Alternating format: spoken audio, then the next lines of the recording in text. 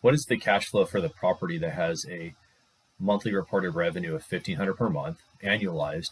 We know there's a gross effective income of $18,000 per year, as there was 100% occupancy, implying zero vacancy or credit loss.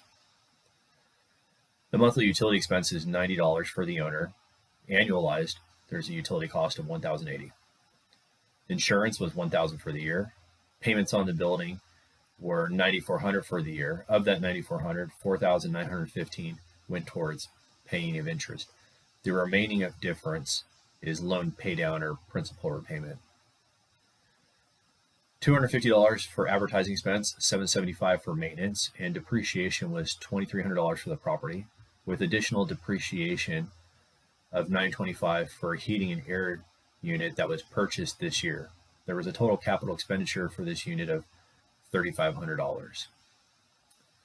There's a $7,200 balance in a business banking account and an escrow account holding an amount of $2,225, representing a deposit.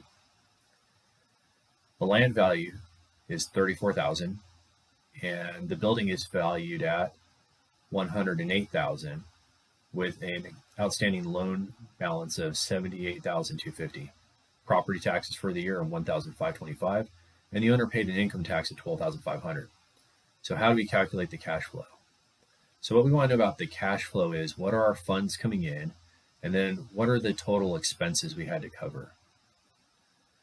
And so for this one, we're seeing our cash flow is clearly our monthly rent, and that's our C14, and we're going to multiply that times 12. So you see here in our formula text of our cash flow, 12 times C14, which is giving us the gross effective income. We're then going to net out our expenses. So our first expense we realize is obvious utility. That's cash leaving the account. We have insurance of $1,000. We also have property tax that needs to be paid of $1,725.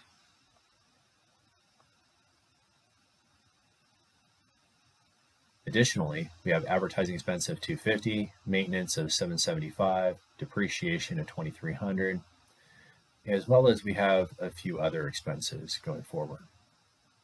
Now, one thing to realize is depreciation here of $2,300 isn't actually a cost that's affecting our cash flow.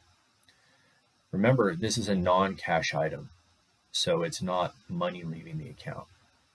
Some people, if they're calculating free cash flow, after it's an expense that's taken out to reduce our tax liability, we add depreciation back in. Since it's a non-cash item, the money remains in the bank account.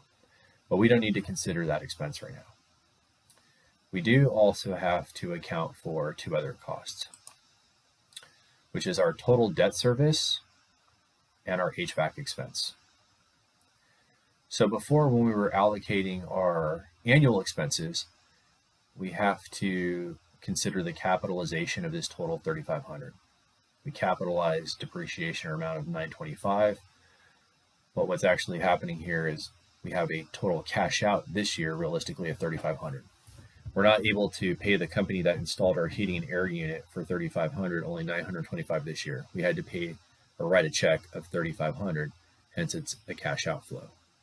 We had to make a payment to the bank for the building, representing the interest expense as well as the principal reduction for $9,400.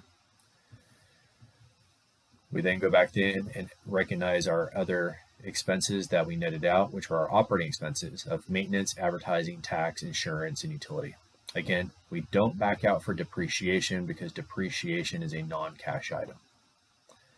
Now, some of you may say in your fundamentals class that you learned to add back in depreciation. That's true, but that's for calculating free cash flow. And we're looking at here just net cash flow as if the book determines it. If you have any additional questions, you can look in the text on pages 266 and 267.